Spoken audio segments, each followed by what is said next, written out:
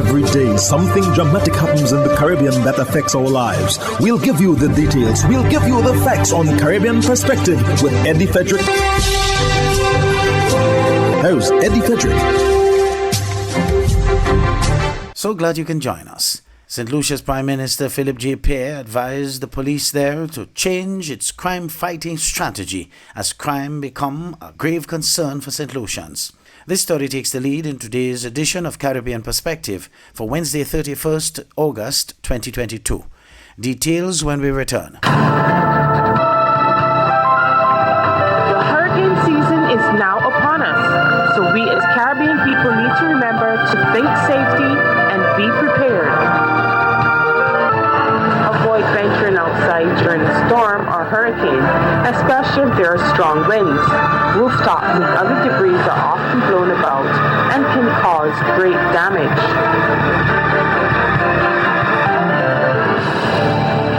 Welcome back. Violent crime, especially murders, appear to be spiking in St. Lucia, but Prime Minister Phillip Pierre appears unconvinced that police strategies to tackle the problem are working. His observation follows the weekend killing of two men in separate shootings. Don Nicholas of the DBS News World reports. On Monday, Prime Minister Phillip Pierre and his administration came under pressure to do something about the current escalation of gun violence. But he planted the blame on the shoulders of the Royal St. Lucia Police Force, saying that the law enforcement agency will have to rethink its crime-fighting strategy because the present measures are not working. Already, St. Lucia has recorded 46 homicides for the year.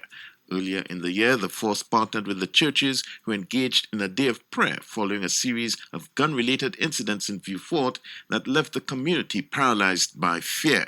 Still, gun violence has not abated. Instead, it is spreading to other parts of the island, the most recent occurring in Barbano and Roseau over the weekend. Again, there were two murders that are going to begin, and I must say that the police will have to relook at their tactics. What they're doing is obviously not working, and they have to relook at their tactics because it is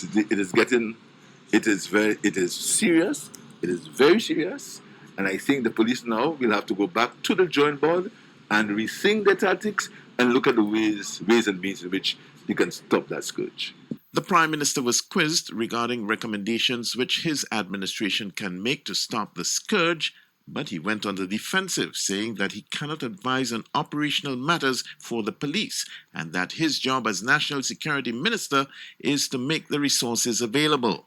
I cannot advise on operational matters as far as the police force is concerned, and that's the problem. A lot of people in this country opine on things. They just say by reading Facebook. You must have, I'm not a police officer. I don't know about the operational aspects of the police force.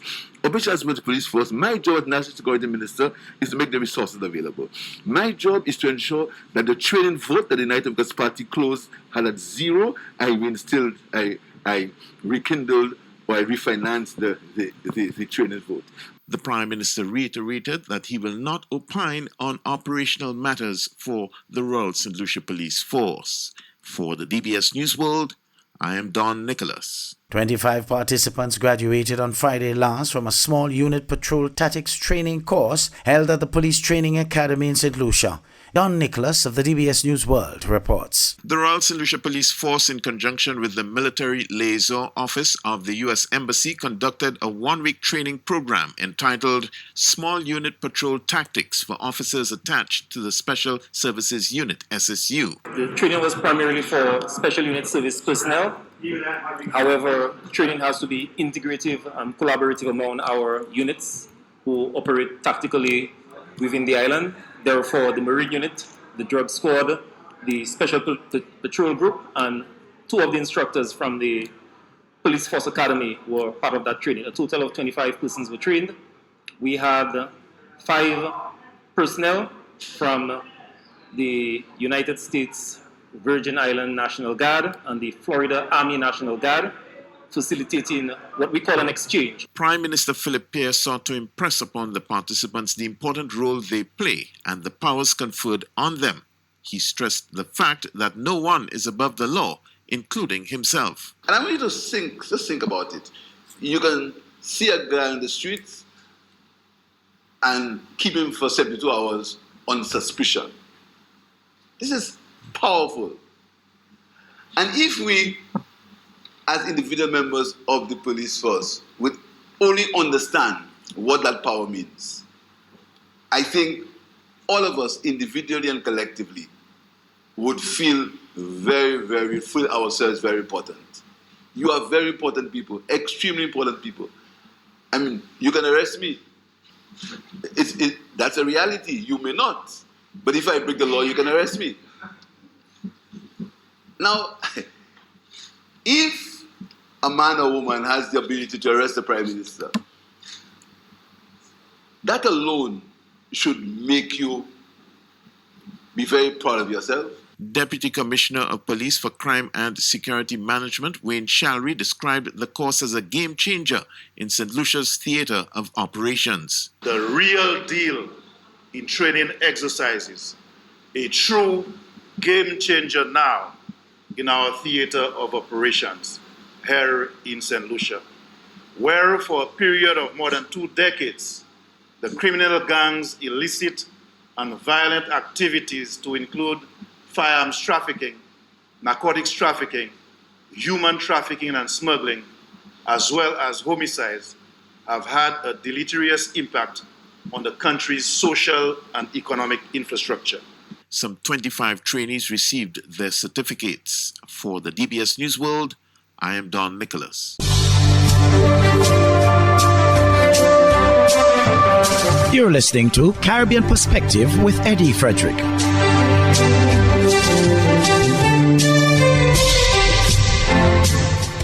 Established last August, the 7-member expert committee appointed to look into the financial arrangements and scope of works of the Huronora International Airport redevelopment project in St. Lucia has returned its findings.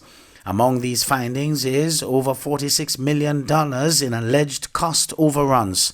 Riani Isidore of DBS News World reports. Prime Minister Honorable Phillip J Pierre's decision to review the Huronora International Airport HIA redevelopment project has saved taxpayers what was on course to add up to $1 billion debt burden. Concerned about the project's impact on government coffers, Honorable Pierre and his cabinet last August appointed a 7-member review committee to assess the project. The Prime Minister disclosed some of the committee's findings at the St. Lucia Hotel and Tourism Association's 58th AGM on August 26.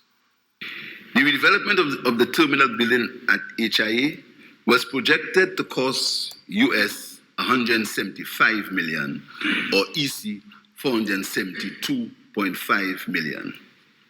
The main contractor for the largest national project was selected by the Prime Minister without any form of competitive bidding. On instructions, the terminal building was relocated from the original site to an area further west, requiring 10 times more piling, from the original plan of 311 piles to 3,006 piles. The cost of the foundation escalated from $4.86 million to EC $51.3 million, a cost overrun in the foundation of $46.4 million. The government has already incurred tens of millions of dollars in cost overruns to date.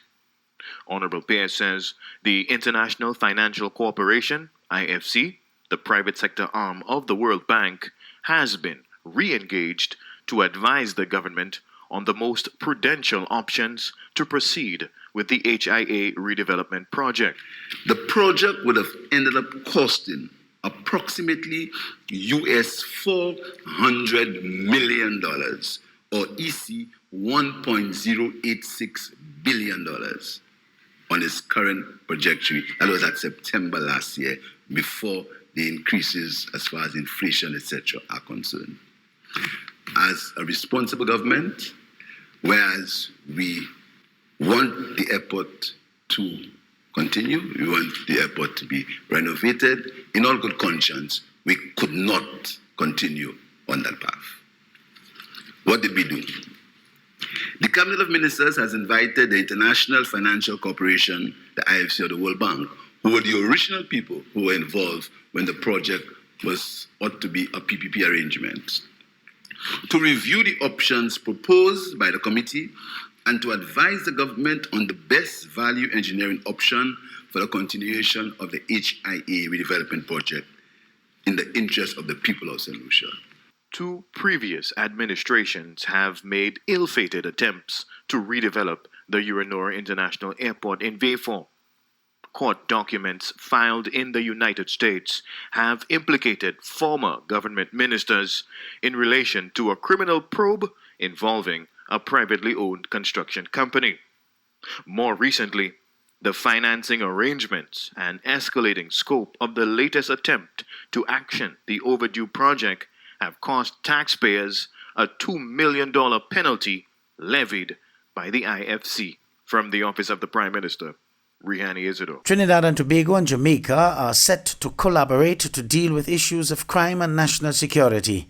Details in this TTT News item with Mahalia Joseph Wharton. Prime Minister of Jamaica Andrew Holness said he and Prime Minister Dr. Keith Rowley discussed their challenges with national security and measures that they've implemented to treat with it. He also agreed with Dr. Rowley's declaration that crime was a public health issue. Prime Minister Rowley and myself, we shared notes on what our respective governments were doing. In Jamaica, we have put in place a National Commission for the Prevention of Violence to really study the pathology and to coordinate the government's actions towards a more systematic approach. Prime Minister Rowley said CARICOM members have made a united front in pressing the U.S. government to step up measures to detect the movement of illegal gun shipments bound for the Caribbean. The United States has just made a statement about focusing on the flow of arms and ammunition into the Caribbean. That didn't come about by accident. We all pressing our point to the United States as a supplier of most of these deleterious items. Dr. Rowley said the flow of arms and ammunition needs to be dealt with. And that is something which we had to impress upon the United States as CARICOM, that you cannot turn a blind eye to us, where every CARICOM country is in this predicament, and your suppliers and your diaspora people can just flood us and we just get the results of it. Prime Minister Holness added that there is a concern regarding the movement of illegal weapons through Jamaica's illegal ports of entry and the possibility of corruption at those ports. He said his government is addressing this challenge using a multi-pronged strategy. Mahalia Joseph Wharton, TTT News. Amalgamated Workers Union AWU has accepted Trinidad and Tobago's Chief Personnel Officer's 4% wage offer. According to the Office of the Chief Personnel Officer, CPO Commander Dr. Darrell Dindial and the AWU signed off on a collective agreement for the period 2014 to 2016 and 2017 to 2019 earlier today. Some of the major items agreed upon include a new job evaluation exercise for workers of the union, the alignment of rates of premiums and allowances enjoyed by other daily rated workers, and an increase of those rates, an increase in the rate of cost of living allowance, the provision of technical and vocational training, and a one-time buyout for retirees in 2014 and 2015 at $4,000 per retiree.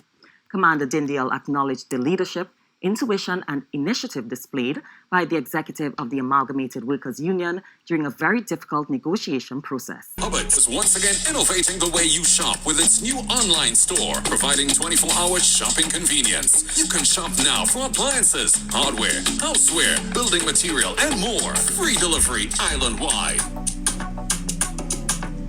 Start shopping now at hubbardshardware.gd. Safe, convenient, reliable.